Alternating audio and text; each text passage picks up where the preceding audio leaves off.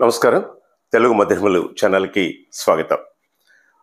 ఈరోజు ఈ వీడియోలో ప్రకృతి సందేశం పాఠ్యభాగానికి సంబంధించినటువంటి గ్రామర్ పాయింట్స్ ఏవైతే ఉన్నాయో, భాషాంశాలు, పదజాలాలు ఏవైతే ఉన్నాయో వాటిని చెప్పుకునే ప్రయత్నం చేద్దాం. యాక్చువల్గా నిన్ననే ఈ వీడియో పెట్టాల్సిందే. ఒక చిన్న టెక్నికల్ ప్రాబ్లం వల్ల నేను దాన్ని అప్లోడ్ చేయలేకుండా పోయాను. ఆ వీడియో మళ్ళీ చేయాల్సి వచ్చింది. అందువల్ల మళ్ళీ ఈరోజు చేస్తున్నాను. సో దాని గ్రామర్ మనం ఇక్కడ చూస్తూ, స్క్రీన్ పైన చూస్తూ, ఈ పదాలకు కావాల్సినటువంటి ఆన్సర్స్ ఏమి ఉన్నాయో అవి ఇక్కడ వీలైతే ఈ బోర్డు పైన రాసి కూడా మీకు చూపించే ప్రయత్నం చేస్తాను. అందుకంటే ముందుగా రోజువారీ రిక్వెస్ట్ ఏంటంటే,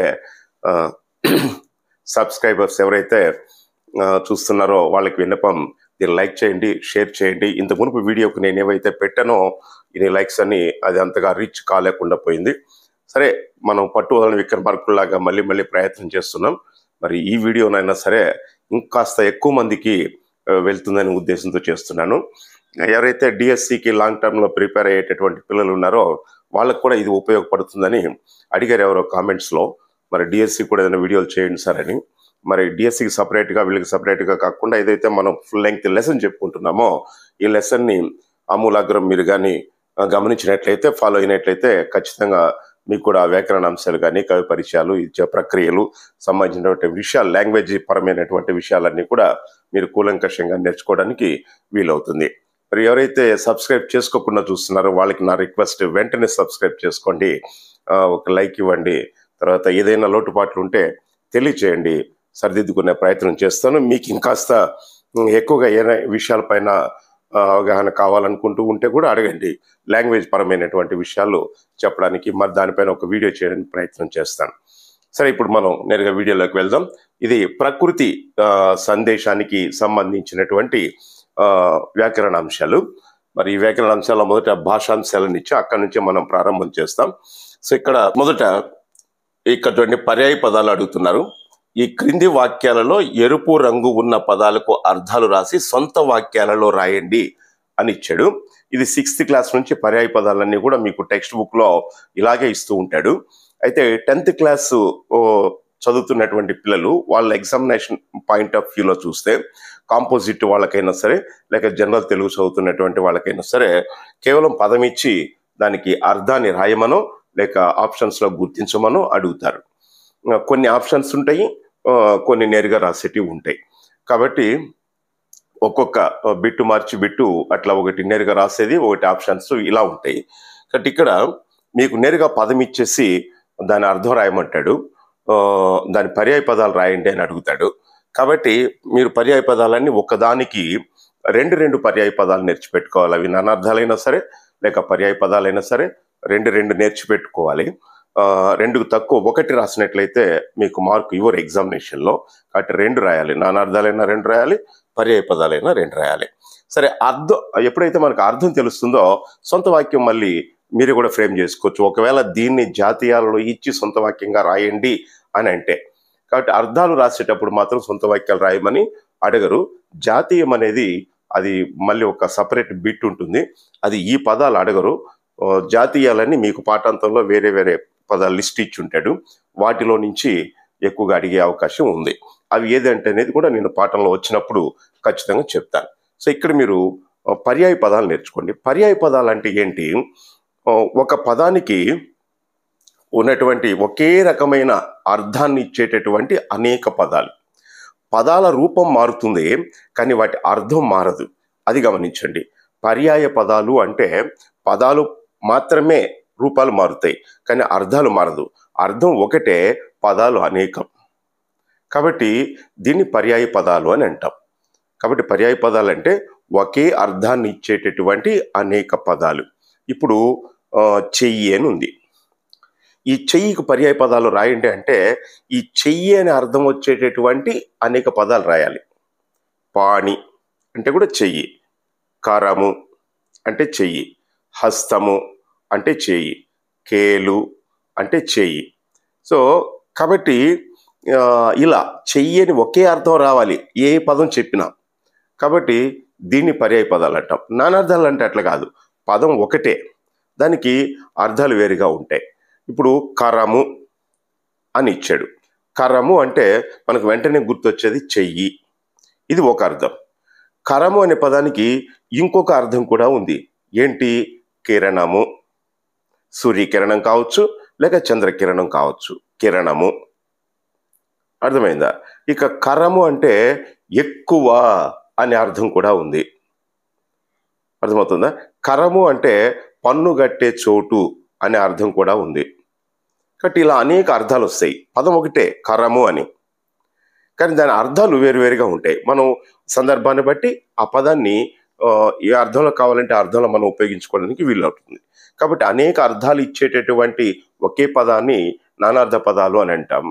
అనేక పదాలు ఉంటాయి, అర్థం ఒకటి అయితే దాన్ని పర్యాయ పదాలు అంటాం. ఇక్కడ చూడండి, పిల్లలు ముకురం ముందు నిలబడి ముస్తాబవుతున్నారు. ముస్తాబవుతున్నారంటే రెడీ అవుతున్నారు. ఎక్కడ నిలబడి? ముకురం ముందు నిలబడి. సాధారణంగా మనం ఎక్కడ నిలబడి మేకప్ చేసుకుంటాం? మీకు అర్థమైపోతుంది. కాబట్టి ముకురం అంటే అద్దము అని అర్థం. అద్దము, దానికి మరొక పర్యాయ పదము దర్పణము. కాబట్టి ఒకటో దానికి పర్యాయ పదాలు ఏంటి? అద్దము, దర్పణము. ఈ రెండు పర్యాయ పదాలు మనం నేర్చిపెట్టుకుంటే ముకురం ఇచ్చినప్పుడు రెండు రాయొచ్చు. లేక దర్పణం అని అడిగితే అద్దము ముకురము అని ఇలా మార్చి అడిగినా రాయడానికి మనం సిద్ధంగా ఉండాలి. రెండవది పికము. పికము పంచమ స్వరంలో పాట పాడింది. పాట పాడే పక్షి ఏదై ఉంటుంది? ఇంకా వెంటనే మనం చెప్పేయచ్చు, కోకిల అని. సో పికము అంటే పర్యాయ పదాల్లో మనం ఏం రాయొచ్చు? రెండవ దానికి కోకిల, దీన్నే కోయిల, దీన్నే వాసంతము అని కూడా అంటాం. పోతే నెక్స్ట్ వన్, పురివిప్పిన నెమ్మి ఎంత అందంగా ఉందో. వాక్యం ఇస్తే మనం అర్థం రాబట్టడం ఈజీనే కదా, కానీ అక్కడ వాక్యాలు ఇవ్వచ్చు, లేక డైరెక్ట్గా పదాలు కూడా అడగచ్చు. పురివిప్పిన నెమ్మి. పురి ఏది విప్పుతుంది? పక్షుల్లో పురి విప్పి ఆడేది నెమలి. కాబట్టి నెమ్మి అనే పదానికి అర్థం ఏంటంటే నెమలి. కాబట్టి మూడవ దానికి అర్థం ఏంటి? నెమలి. అర్థమైతే నెమలి. అదే అర్థంతో మరొక పర్యాయ పదాన్ని రాయమంటే ఏమని రాస్తాం? కేకి, మయూరము. అర్థమైందా? సో ఇది పర్యాయ పదాలు అవుతాయి నెమ్మికి. తర్వాతది చూడండి, సరోవరం. మానస సరోవరం హిమాలయాల్లో ఉంది. సరోవరం. ఈ సరోవరానికి పర్యాయ పదాలు ఏంటి? 4. సరస్సు, కొలను. సరస్సు, కొలను, సరోవరం. తటాకము అని కూడా రాయొచ్చు. తటాకము రాసిన తప్పు కాదు. సరస్సు, కొలను, తటాకము. దీనికి ఇకపోతే మల్లెల నెత్తావి తోట అంతా వ్యాపించింది. మల్లెల నెత్తావి. నెత్తావి అంటే నెరా ప్లస్ తావి, నెత్తావి, ప్రాతః సంధి. నెర అంటే మంచి అని అర్థం తీసుకోవచ్చు. నెర అంటే నిండైన అనే అర్థం తీసుకోవచ్చు. నెర అంటే అందమైన అనే అర్థాన్ని కూడా తీసుకోవచ్చు. కాబట్టి మల్లెల నెత్తావి. నెత్తావి అంటే తావి అంటే సువాసన. కాబట్టి నెత్తావి, నెరా ప్లస్ తావి, నిండైనటువంటి సువాసన లేక మంచి పరిమళం అనే అర్థంలో తీసుకోవచ్చు. కాబట్టి 5వ దానికి ఏమిటి అర్థం? సువాసన. సువాసనకు మరొక పర్యాయ పదం రాయండి అంటే సౌరభం, సుగంధం, పరిమళం. సో ఇవన్నీ దాని పర్యాయ పదాలు అవుతాయి. వీటిల్లో ఏవైనా రెండు మీరు నేర్చుకోవచ్చు.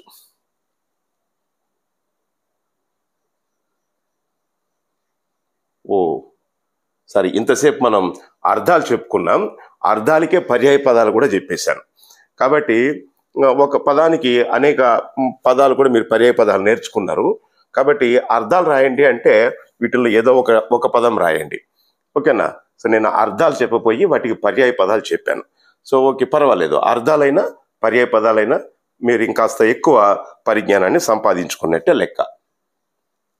సరే, ఇక్కడ పర్యాయ పదాలు వస్తున్నాయి. ఇంతసేపు మనం చెప్పుకునేవి అర్థాలు మాత్రమే. సో ఇక్కడ పర్యాయ పదాలు వస్తున్నాయి. పర్యాయ పదాలకు చూడండి, ఇక్కడ గమనించండి. వాక్యం ఇచ్చేసాడు, ఒకే వాక్యంలోనే పర్యాయ పదాలు ఉన్న పదాలు ఇచ్చేసాడు. పర్యాయ పదాలు ఒకే అర్థాన్ని ఇచ్చేటటువంటి పదాలు ఒకే వాక్యంలో ఉన్నాయి.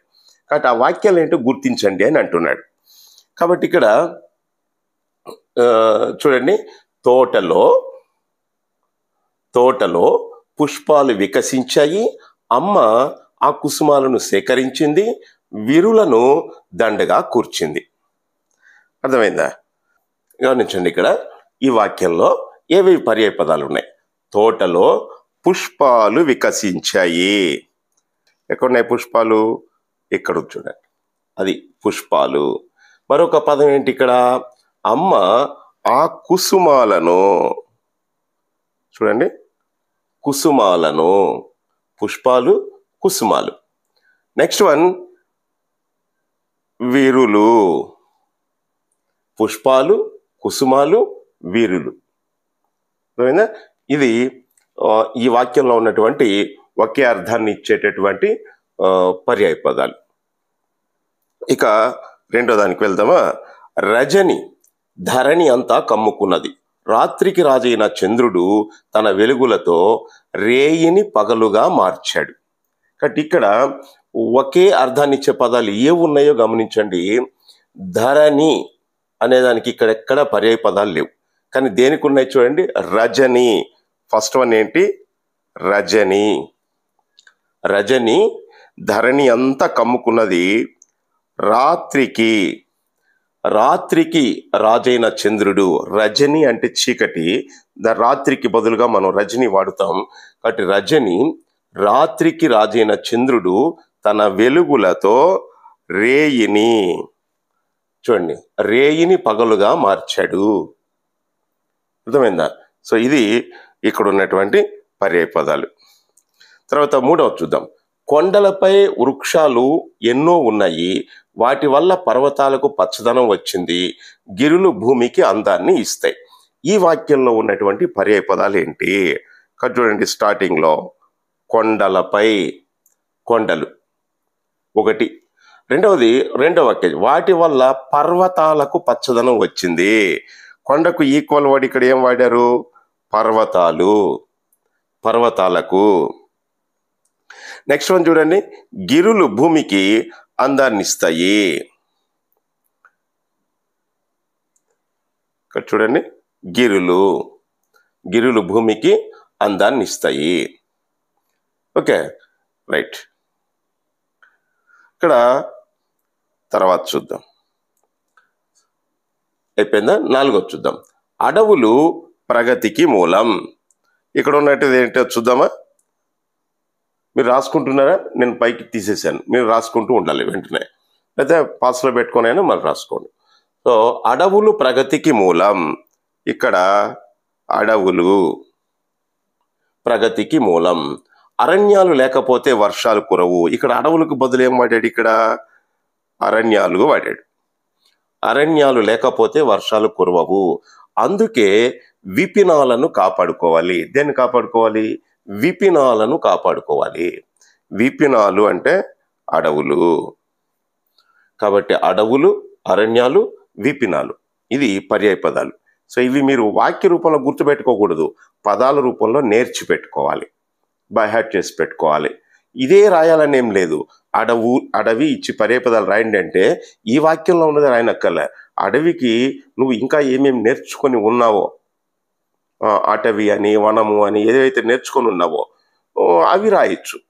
కాబట్టి ఈ క్రింది క్లాసులో నేర్చుకున్నవి కూడా మనం రాయడానికి అవకాశం ఉంటుంది. ఓకే, నెక్స్ట్ అయితే చూడండి. పిల్లలు ఆట మొదలు పెట్టారు, అందులో వారి నటన బాగుంది. రెండు వాక్యాలు చదవంగానే మన పర్యాయ పదాలు ఏది రిపీట్ అయిందో చెప్పేయచ్చు. కాబట్టి ఇక్కడ ఆట, రెండో దాంట్లో చూడండి, వారి నటన బాగుంది. నటన, ఆట, నటన. వారి లాస్యము చూచి అందరూ సంతోషించారు. ఎవరు చూసి? వారి లాస్యము అంటే వారి ఆట. వారి ఆట చూసి అందరూ సంతోషించారు. వాళ్ళు ఆట మొదలు పెట్టారు, వారి ఆట బాగుంది, వారి ఆట చూసి అందరూ సంతోషించారు. అంటే నటనను, ఆట, నాట్యాన్ని కూడా మనం ఆట అనొచ్చు. వాళ్ళు వేషం వేసుకొని ఆట ఆడారు అని అంటాం. సో అది ఆ కాలంలో ఆ అర్థంలో. ఆట అంటే కేవలం మనం గ్రౌండ్లో వెళ్ళి ఆడుకునేది మాత్రమే ఆట కాదు.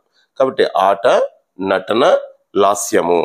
సో ఇవి మనకు టెక్స్ట్ బుక్ వెనకాలన్న గ్రామర్ మాత్రమే మీకు చాలా ఇంపార్టెంట్. అది గుర్తుపెట్టుకోండి.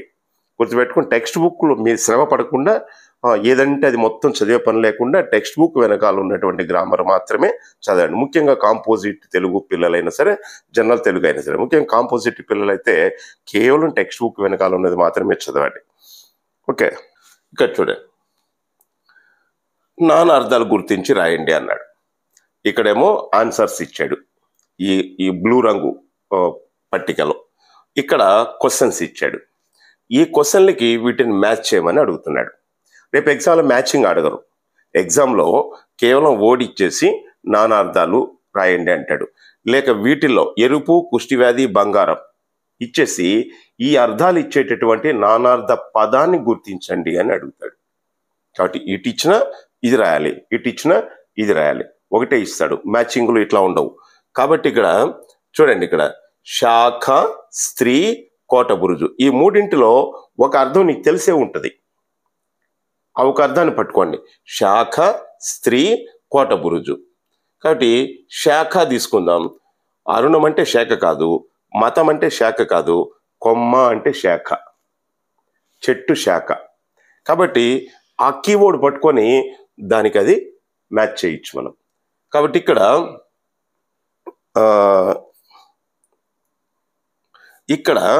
మనకు ఏది మ్యాచ్ అవుతోంది? మొదటి దానికి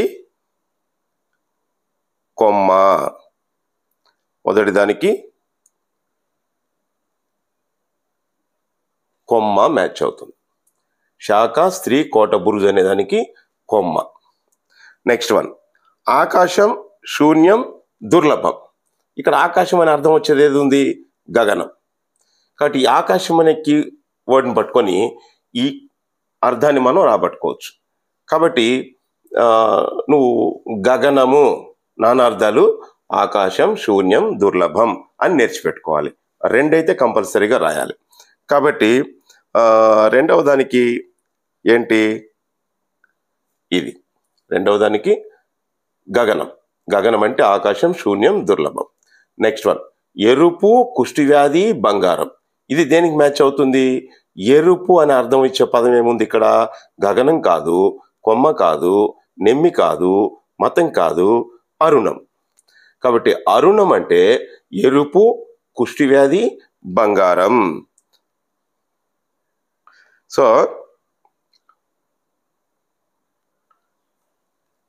ఎరుపు, కుష్టివ్యాధి, బంగారం. అర్థమైందా? రైట్. నెక్స్ట్ వన్ ఏంటి? ప్రేమ, నెమ్మది, నెమలి. ప్రేమ, నెమ్మది, నెమలి. ఇక్కడ నెమ్మి అనే పదం ఇచ్చాడు. నెమ్మి అంటే నెమలి అని నువ్వు పాఠంలో నేర్చుకొని ఉన్నావు. కాబట్టి నెమలిని అర్థం చేసుకొని నెమ్మికి మ్యాచ్ చేసుకోవచ్చు మనం. కాబట్టి ప్రేమ, నెమ్మది, నెమలి. నెమ్మి అంటే 3 అర్థాలు ఉన్నాయి. ప్రేమ అనే ఒక అర్థం ఉంది, నెమ్మది నిండైన మనసు లేక మంచి మనసు అనే అర్థం ఉంది, నెమలి అనే అర్థం ఉంది. కాబట్టి ఇది దానికి సెట్ అవుతుంది. నెక్స్ట్ వన్, అభిప్రాయం, శాస్త్రం, సమ్మతి. ఇక మిగిలింది మతం ఒకటే కదా. మతం అంటే అభిప్రాయం అని మనం చెప్పుకున్నాం కదా. కాబట్టి అభిప్రాయం, శాస్త్రం, సమ్మతి. మతం అనే దానికి 3 అర్థాలు. అభిప్రాయం అని ఒక అర్థం, శాస్త్రము అని ఒక అర్థం, సమ్మతి అంటే మనం అంగీకరించడం, అంగీకారం అని ఒక అర్థం. కాబట్టి మతానికి ఇది అర్థమవుతుంది. కాబట్టి ఇది వీటికి నానా అర్థాలు. ఓకే, గుర్తుపెట్టుకున్నారు కదా. నెక్స్ట్ వన్,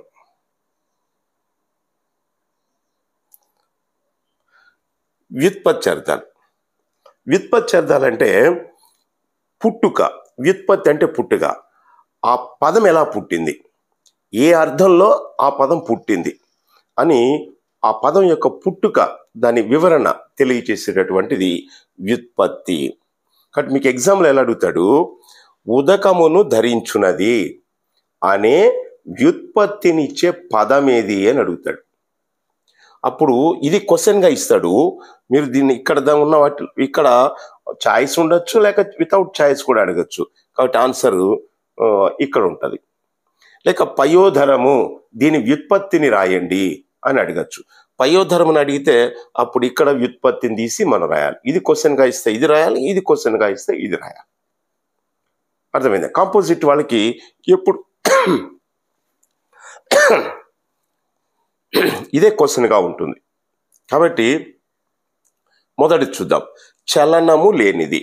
చలనము లేనిది అంటే కదలిక లేనిది. ఏవేవి కదలవు? చెట్టు కదలదు, పర్వతం కదలదు. వెంటనే ఇవి రావాలి మైండ్లోకి. కాబట్టి చలనము లేనిది పర్వతము. కాబట్టి చలనం లేనిది అంటే ఇక్కడ ఏముంది? పికము, అచలము, పయోధరము, నగము కదా. ఇక్కడ దానికి నగము రావచ్చు, అచలము రావచ్చు. కానీ ఇక్కడ పదం ఏం వాడాడు? చలనము, చలన, అచలము. కాబట్టి మొదటి దానికి ఏంటి? మొదటి దానికి అచలము. ఓకే. రెండో చూడండి, ఉదకమును ధరించున్నది. ఉదకమును ధరించున్నది. కాబట్టి ఉదకమును ఏం ధరిస్తుంది? మేఘం అని ఇక్కడ బ్రాకెట్లో ఇచ్చాడు. మీకు అక్కడ బ్రాకెట్లో ఇవ్వడు, బ్రాకెట్లో ఇవ్వడు. కాబట్టి ఉదకమును ధరించున్నది. ఇక్కడ చూడండి, ఉదకము అంటే నీరు. కాబట్టి నీరు అని అర్థం వచ్చే పదం ఇక్కడ ఏముంది? పికం అంటే మీకు తెలుసు, కోకిల. అచలం అంటే ఇప్పుడు చూసాం, పర్వతము. నగము అంటే పర్వతం అనే అర్థం మీకు తెలుసు. ఇకపోతే పయోధరం, పయస్సు అంటే నీరు. పయస్సు అంటే నీరు. పయహ ప్లస్ ధరం, ధరం అంటే ధరించున్నది. చూడండి, దీన్ని పట్టుకోవాలి. ధరించున్నది ధరం. కాబట్టి ఉదకమును ధరించున్నది పయోధరం, పయోధరం. ఓకే. నెక్స్ట్, గమనము లేనిది అంటే కదలిక లేనిది. మరి ఇక్కడ కూడా చలనం లేనిది అంటే అదే అర్థం వస్తుంది. కానీ ఇక్కడ చల అనే పదం వాడాడు, ఇక్కడ గమన, గమ అనే పదం వాడాడు. కాబట్టి ఇక్కడ చూడండి, గము, గము, నగము, నా ప్లస్ గమనం, నా ప్లస్ గమనం, నగము, కొండ. కాబట్టి గమనము,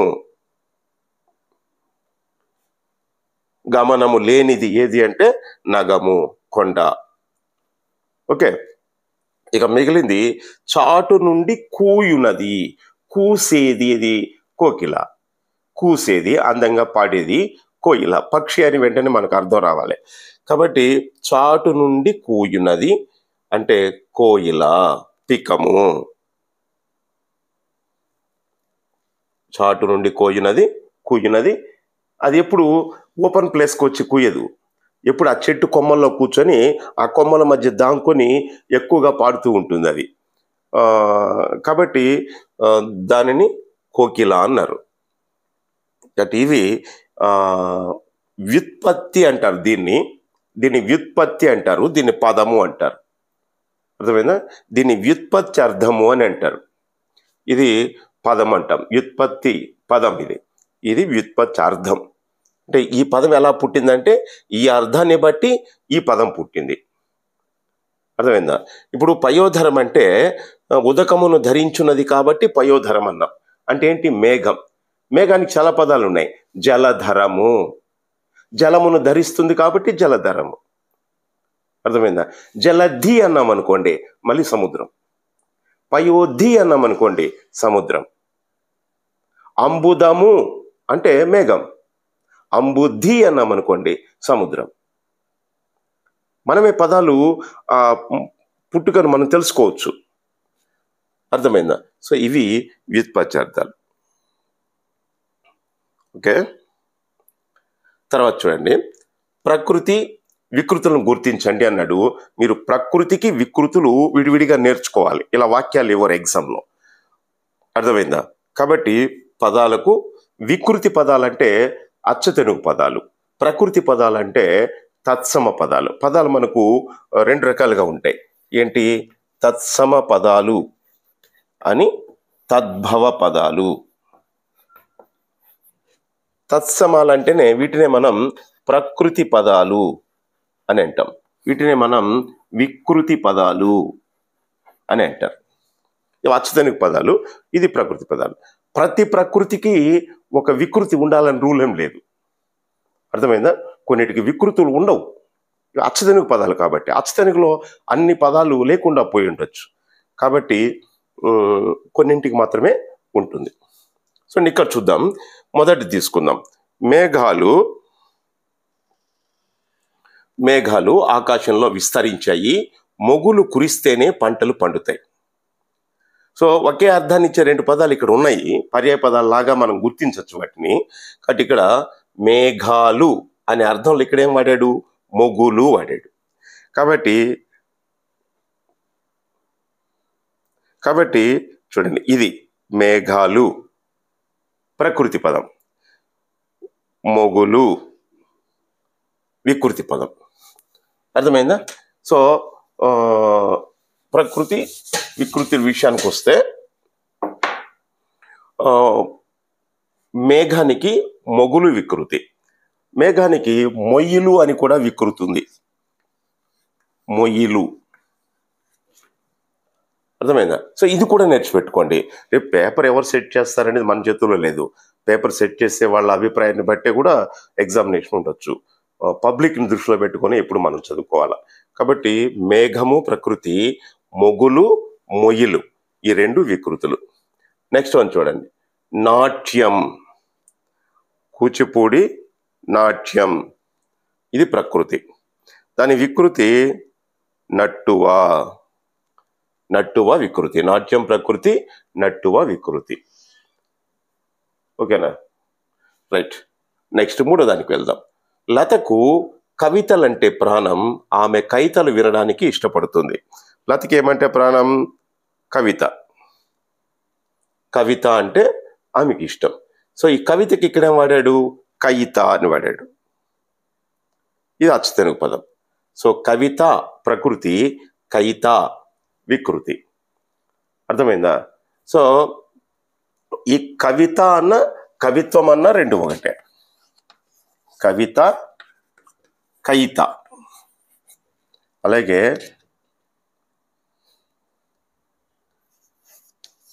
కవిత్వం అని అడిగినా కూడా మనం కయిత రాయాలి. దీన్నే మనం ఇలా కూడా రాస్తారు, కయిత. కయిత, కయిత, ఈ రెండు వికృతులు అవుతాయి, ఈ రెండు ప్రకృతులు అవుతాయి. కవిత ఇచ్చిన ఇదైనా రాయొచ్చు, ఇదైనా రాయొచ్చు, దీనికి కూడా ఇదైనా రాయొచ్చు, ఇదైనా రాయొచ్చు. కాబట్టి కవిత ప్రకృతి, కయిత వికృతి. నెక్స్ట్ వన్ చూడండి, నాలుగోది, రాజు శాసనాలు చేస్తాడు, రాయలు శాసనాలకు తిరుగులేదు. రాయల శాసనాలకు తిరుగులేదు. కాబట్టి రాజు అనేది ప్రకృతి, రాయలు అనేది వికృతి. రాజు, రాయలు, అర్థమైందా? రాజుకి మరొక వికృతి ఏంటి అంటే రేడు. రేడు కూడా వికృతి. సో రాజుకి రేడు అనైనా సరే, రాయలు అనేదైనా సరే రెండు వికృతులు అవుతాయి. కాబట్టి మీరు టెక్స్ట్ బుక్లో ఇచ్చిన వాటిని మీరు ఫాలో అవ్వండి, అదనంగా తెలిసి పెట్టుకోండి. టెక్స్ట్ బుక్లో ఇచ్చిన వాటిని మీరు ఎగ్జామినేషన్లో ఫాలో అవ్వండి. సో ఇవండి ప్రకృతి వికృతులు. పాఠం వెనకాల ఉన్న చదివితే సరిపోతుంది. మీరు ఎక్కడో మొత్తం మెటీరియల్స్ అంతా ముందు వేసుకొని నేర్చుకోవాల్సినటువంటి అవసరం లేదు, అర్థమైందా? నెక్స్ట్ వన్ చూడండి. సో మనం ఇంకా క్రింది పదాలను విడదీసి సంధి పేర్లను రాయండి అన్నాడు. ఇక్కడ ఇచ్చాడు కొన్ని, ఈ కలర్ బాక్స్లో వాటి విడదీసి, ఇక్కడ నేను రాయలేను కాబట్టి బోర్డు పైన రాస్తాను. బోర్డు పైన రాస్తే మీరు అర్థం చేసుకోగలుగుతారు. అర్థమైందా? సో ఫస్ట్ వన్ చూడండి, మతములన్నీ. First one మతములన్నీ. మతములన్నీ ఇది 2 పదాలు ఉంటాయి కాబట్టి 2 పదాలలో మొదటి పదమైన రెండవ పదమైన మీకు స్ట్రైక్ అవుతుంది. నెమ్మదిగా వాటిని పలికి చూడండి. రెండో పదం దానంతటది అచ్చుతో స్టార్ట్ అయ్యి పలుకుతుంది. మతములన్నీ. మతములన్నీ, అన్నీ అనే పదం మీకు పలుకుతుంది. కాబట్టి ఒకటో దానికి ఏంటంటే ప్లస్ కాపక్క అన్ని, ఇది రెండో పదం తెలిసిపోయింది. కాబట్టి ఈ మొదటి పదం ఏముంది, ఇంకా మతములు, ఇలా అటు వెళ్ళిపోతుంది. మతములు ప్లస్ అన్ని, మతములన్నీ. మతములు ప్లస్ అన్ని, మతములన్నీ. ఇది ఏం సంధి అవుతుంది? ఉత్వ సంధి అవుతుంది. ఏం సంధి ఇది? సో ఇది ఉత్వ సంధి. సో ఉత్వ సంధి. ఉత్వ అని రాసేటప్పుడు చూడండి, ఇక్కడ ఊ రాసి తా కింద తావొత్తిచ్చి వావుత్ రాయాలి. ఉత్వ ఇట్లా రాయాలి. మామూలుగా ఉత్వ ఇట్లా రాసేస్తూ ఉంటారు అందరూ. ఇది తప్పు. ఉత్తు కాబట్టి అది ఉత్వ సంధి కాబట్టి ఇక్కడ ఉత్తునకు అచ్చుపరమైతే సంధి జరుగుతుంది కాబట్టి ఉత్వ అనాలి. కాబట్టి ఇది ఉత్వ సంధి. మతములు. ఆ ఉత్వ సంధిని ఎట్లా ఐడెంటిఫై చేస్తాం? ఇక్కడ అచ్చు, ఈ అచ్చు ఈ ఉత్తు పైన వచ్చి చేరింది. ఇది అచ్చ తెనుగు పదం. అచ్చు తెనుగు పదంతో సంధి జరుగుతూ ఉంది. అచ్చు తెనుగు సంధి ఇది. కాబట్టి ఉత్వ సంధి. ఇక్కడ ఉన్నటువంటి ఊ వెళ్ళిపోద్ది, ఆ దీనిపైకి చేరుతుంది. ఊ వెళ్ళిపోతే లు అనేది లాగా మారుతుంది. కాబట్టి మతములన్నీ ఆ దీనిపైకి వస్తాయి. కాబట్టి అది ఉత్వ సంధి అని అర్థం. అది ఉత్వ సంధి. సో నెక్స్ట్ వన్ చూడండి, పూదేనే. రెండవది పూదేనే. ఇందులో మీకు రెండో పదం అర్థమవుతుందా? పూతేనే. దేనే అనే చోట తేనే అని అర్థమవుతుందా? సో రెండవది తేనె. రెండో పదం తేనె. మరి అప్పుడు తేనె పోతే మొదటి పదం ఏమవుతుంది? పూ. తేనె ఎక్కడి నుంచి తీసుకుంటాయి తుమ్మెదలు? పువ్వుల నుంచి కదా. ఇక్కడ పువ్వు అన్నాడు, పువ్వు అనలేదు. అది పువ్వునే, కానీ అందులో ఊ లోపించింది. కాబట్టి పువ్వు ప్లస్ తేనె. ఆ లోపించినటువంటి ఊని మనం ఇక్కడ చేర్చి పువ్వు ప్లస్ తేనె అని చెప్పాలి. సో మొదటి పదం పువ్వు అయితే అందులో ఊ వెళ్ళిపోయి పూదేనే అయింది. అర్థమైందా? ఇక్కడ మళ్ళీ నుగాగం రావడము, దేగా మారడము, పూదేనే అవ్వడము జరిగింది. మనం ప్రాతా సంధిని విలావరిగా చెప్పుకునేటప్పుడు మన డీటెయిల్స్ అన్ని చెప్పుకుందాం.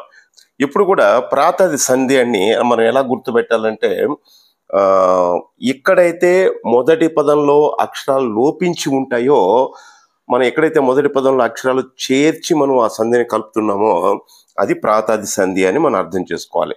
మొదటి పదంలో అక్షరాలు లోపించి ఉంటే అది ప్రాతాది సంధి. అర్థమైందా? కాబట్టి క్రొంజివురు అన్నాం. చివురు రెండో పదం, అది అలాగే ఉంది. క్రుం జివురు, క్రొత్త ప్లస్ చివురు. ఆ తా లోపించింది అక్కడ. కాబట్టి మొదటి పదాలలో మొదటి అక్షరమే ఉంటుంది, మిగతా అక్షరాలు లోపించి ఉంటాయి. కాబట్టి అది ప్రాతాది సంధి అవుతుంది. కాబట్టి ఇక్కడ పువ్వు ప్లస్ తేనె ప్రాతాది సంధి. పువ్వు ప్లస్ తేనె అని విడిదేయాలి. ఇక్కడ నుగాగం వచ్చి అది దేనేగా మారి ఉంటుంది. సో నెక్స్ట్ వన్ చూద్దాం. ఇక్కడ మూడోది ఏంటి అంటే లతాలి. లతాలి, లతాళి, ఇది మూడవది. సో లత ప్లస్ ఆళి. లత ప్లస్ ఆలి. ఇది లత కాకుండా లతా ప్లస్ ఆలి ఇట్లా విడదీయాలి. లతా దీర్ఘం పెట్టి విడదీయాలి మనం.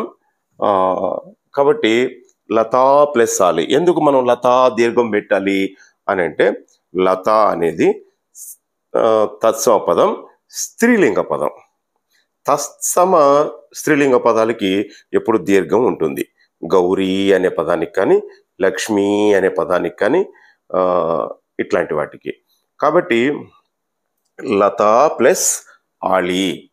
కాబట్టి ఇది లత ప్లస్ ఆళి, లతాళి, సవర్ణ దీర్ఘ సంధి. సో నెక్స్ట్ వన్ చూద్దాం. కొలువైన, కొలువైన, కొలువైన, అయినా రెండో పదం పలుకుతా ఉంది. కాబట్టి ఇక్కడ రెండవ పదం అయినా, అయినా. మొదటి పదం ఏంటి? కొలువు. ఇది కొలువు, ఊతో ఎండ్ అవుతుంది. ఇక్కడ ఐతో స్టార్ట్ అవుతుంది. సంధి జరిగినప్పుడు ఏమవుతుంది? ఊలో ఉన్నటువంటి ఊకారం ఉత్తు వెళ్ళిపోతుంది. ఇక్కడ ఐతో వచ్చి దీనిపైన చేరి కొలువై అని మారుతుంది. కొలువైన. ఐకారం వచ్చింది కదా అని అది వృద్ధి సంధి అని చెప్పకూడదు. చూడండి, ఇక్కడ అన్ని, అయినా ఇవన్నీ తెలుగు పదాలు. ప్లస్కి ఈ పక్క ఉన్నవి తెలుగు పదాలు. ప్లస్కి ఈ పక్క కూడా తత్సమ పదాలు ఉంటే అప్పుడు ఐకారం వస్తే అది వృద్ధి సంధి అని మనం గుర్తుపెట్టుకోవాలి. ఐకారం వస్తే వృద్ధి సంధి అని, లేక దీర్ఘం వచ్చేస్తే అది సవర్ణ దీర్ఘ సంధి అని మనం భావించకూడదు. ఆ డీటెయిల్స్ మళ్ళీ ఇంకొకసారి ఇంకొక వీడియోలో మనం చెప్పుకుందాం. సో ఇక్కడ కొలువైన, కొలువు ప్లస్ అయిన, కొలువైన, ఇది ఉత్వ సంధి. ఇది కూడా ఉత్వ సంధే. కొలువైన అనేది కూడా ఉత్వ సంధే. ధన్యవాదాలు.